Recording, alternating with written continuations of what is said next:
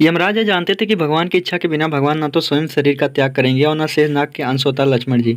ऐसे में यमराज ने एक चाल चली। एक दिन यमराज किसी विषय पर बात करने भगवान राम के पास आ पहुंचे।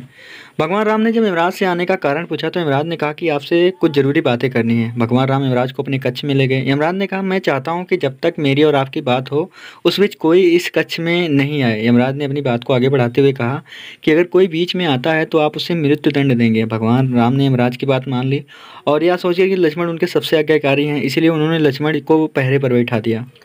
यमराज और राम जी की बात चल रही थी। उसी समय दुर्वासा ऋषि अयोध्या पहुंच गए और राम जी से तुरंत मिलने की इच्छा जताई।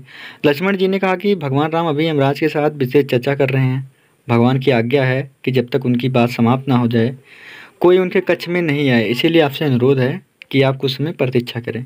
ऋषि दुर्वासा लक्ष्मण जी की बातों से क्रोधित हो गए और कहा कि अभी जाकर राम से कहो कि मैं उनसे मिलना चाहता हूँ, अन्यथा मैं पूरी अयोध्या को नष्ट होने का शाप दे दूंगा। लक्ष्मण जी ने सोचा कि उनके प्राणों से अधिक महत्व उनके राज्य और उसकी जनता का है, इसीलिए अपने प्राणों का मोह छोड़कर लक्ष्मण जी भगवान राम के कक्ष में चले गए।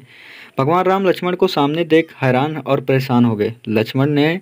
राम ने लक्ष्मण से पूछा कि यह जानते हुए भी इस समय कक्ष में प्रवेश करने वाले को मृत्यु दंड दिया जाएगा, तुम मेरे कक्ष में क्यों आए हो? लक्ष्मण जी ने कहा कि दुर्वासा ऋषि आपसे अभी मिलना चाहते हैं, उनके हट के कारण मुझे अभी आना पड़ा।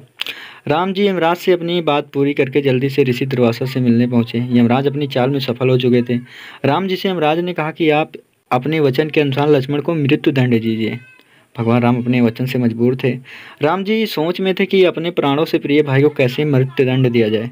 राम जी ने अपने गुरु वशिष्ठ जी से इस विषय पर बात की तो गुरु ने बताया कि अपनों का त्याग मृत्यु दंड के समान ही होता है, इसलिए आप लक्ष्मण को अपनों से दूर कर दीजिए या उनके लिए मृत्यु दंड के बराबर ही सजा होगी। जब राम जी ने लक्ष्मण को अपने से दूर जाने के लिए कहा तो लक्ष्मण जी ने कहा कि आपसे दूर होकर तो वैसे भी मैं मर जाऊंगा, इसीलिए अब मेरे लिए उचित है कि मैं आपके वचन की लाज रखूं। लक्ष्मण जी भगवान राम को प्रणाम करके राजमहल से चल पड़े और सरयू नदी में जाकर जल समाधि ले ली। इस तरह राम और लक्ष्मण दोनों ने अपने अपने वचन और कर्तव्य का पालन किया। इसलिए कहते हैं रघुकुल रीत सदा चली आई, प्राण जाए पर वचन न आई। तो दोस्तों, अगर आप भी श्री राम के सच्चे भक्त हैं तो वीडियो को लाइक करके चैनल को सब्सक्राइब कर लें। कमेंट में जय श्री राम जरूर लिख देना। मिलते हैं नेक्स्ट वीडियो में। बेस्ट ऑफ लक आप सभी को।